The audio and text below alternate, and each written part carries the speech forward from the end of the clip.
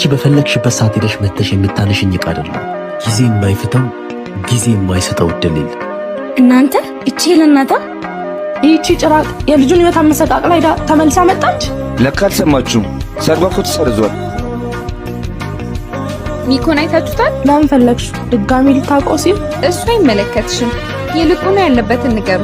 አንቺ ልጅ ግን መቼ ነው ለሰው ማሰብና መናገር የምትችይው? ከራሱ በላይ የሚወድሽ ከመሬት ትንሽ ጥለሽው ሄድሽ። ከዛ አዲሱ ሙሽራ አስተፋበት ጥላ ሄደችው ታነሳ መጣች። በማይመለከታችሁ ነገር እንደርጎ ዝም ብትጠልቅ አትበል። ሚኮ አንተ ሚኮ ምንድነው? ለምንድነው ስጠራ ማሰማኝ? አልናፈቅኩህም? ናፍቆት? የትኛው ናፍቆት ይለን? ያንተ ናፍቆት ነው። ታውቃለህ ሚኮዬ፣ እስካሁን ማስበው ስላንተ ነው። 3 ዓመት ሙሉ ልኑር ልሙት ጠይቀሽ አታውቂ።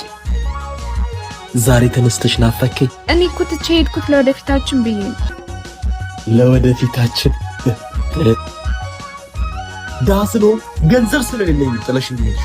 ላሳለፍናቸው ጥሩ ጊዜያቶች ስል ምንም አላረግሽ። ድጋሚ ግን አጠገቤ እንዳትደርሺ። ሚኮ ልቀቂኝ። አንቺ በፈለግሽበት ሰዓት ሄደሽ መተሽ የምታነሽኝ ዕቃ አይደለም።